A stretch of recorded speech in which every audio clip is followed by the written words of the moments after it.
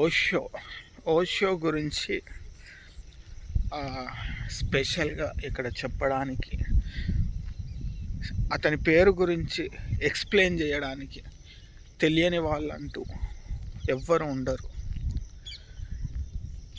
కానీ ఆధ్యాత్మికమైన జీవితాన్ని, వాస్తవిక జీవితాన్ని చాలా స్పష్టంగా జీవించిన వ్యక్తిలో, ఎంతోమందిలో ఓషో కూడా ఒక వ్యక్తి అనుకోవచ్చు.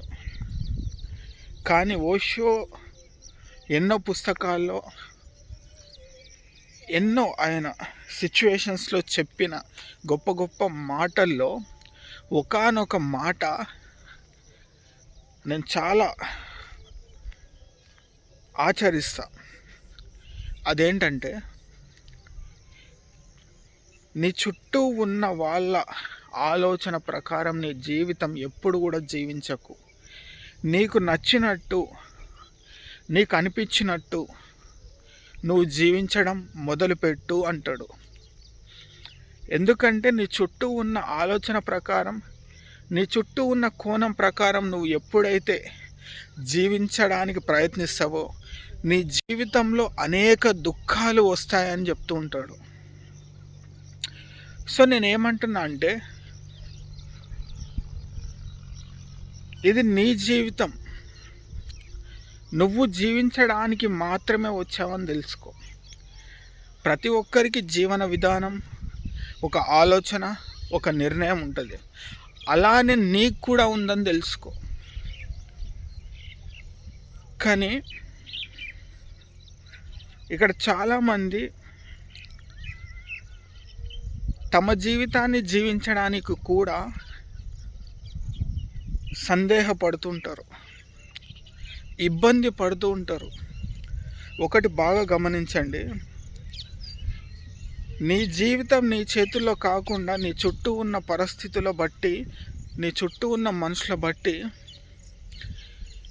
నువ్వు జీవిస్తూ ఉంటే నీకు తెలియకుండా రకరకాల దుఃఖాలు, రకరకాల సమస్యలు, రకరకాల ఇబ్బందులు రావడం మొదలవుతాయి.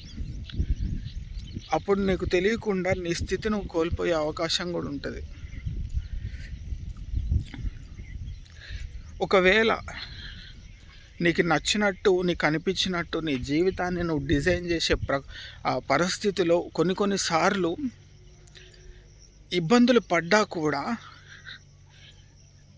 నీ మనసు చాలా తేలికగానే ఉంటుంది. ఎందుకంటే అట్లీస్ట్ నీకు నచ్చి ఆ పని చేసినావు, నీకు అనిపించి ఆ మార్గంలోకి వెళ్ళావని అట్లీస్ట్ ఆ సంతోషమైన నీ దగ్గర ఉంచుకోవడానికి ప్రయత్నించు.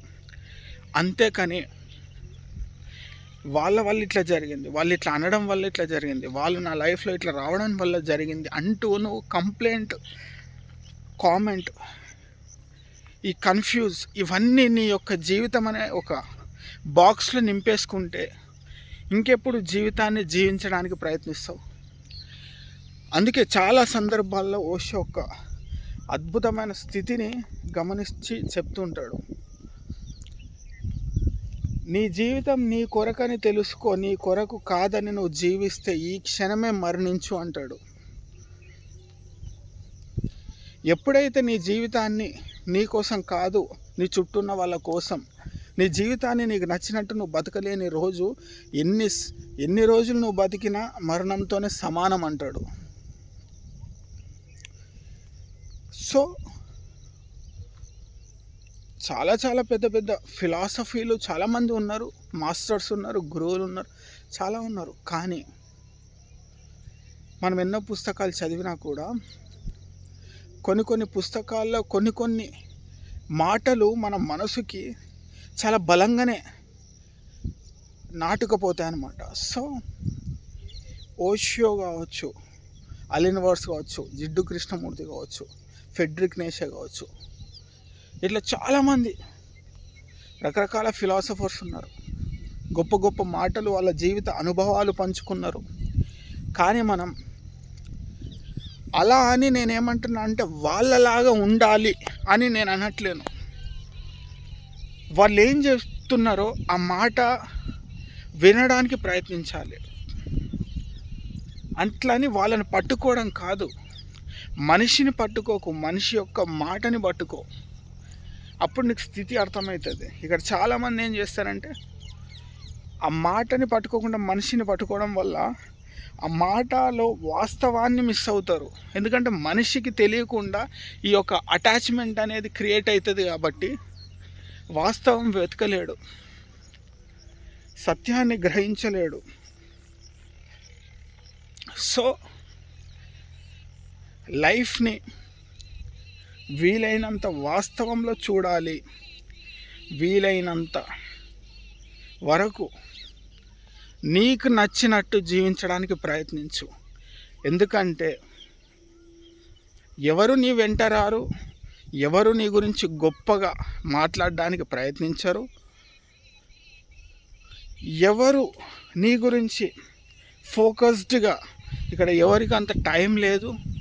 మనం అనుకుంటాం నేను ఈ పని చేస్తే వీళ్ళందరూ చూస్తున్నారేమో కాబట్టి నేను ఇట్లా కాదు ఇట్లా చేయాలి అని అనుకుంటాం. మనం ఇటు వెళ్తే వాళ్ళు అబ్జర్వ్ చేస్తున్నారేమో, మళ్ళీ వాళ్ళకి నేను ఏం సమాధానం చెప్పాలి, నేను ఇట్లా అనుకుంటున్నా, ఇట్లా ఆలోచిస్తున్నా, వీళ్ళందరికీ కరెక్ట్ అనిపిస్తుందా. సో ఇలా జీవితాన్ని సగం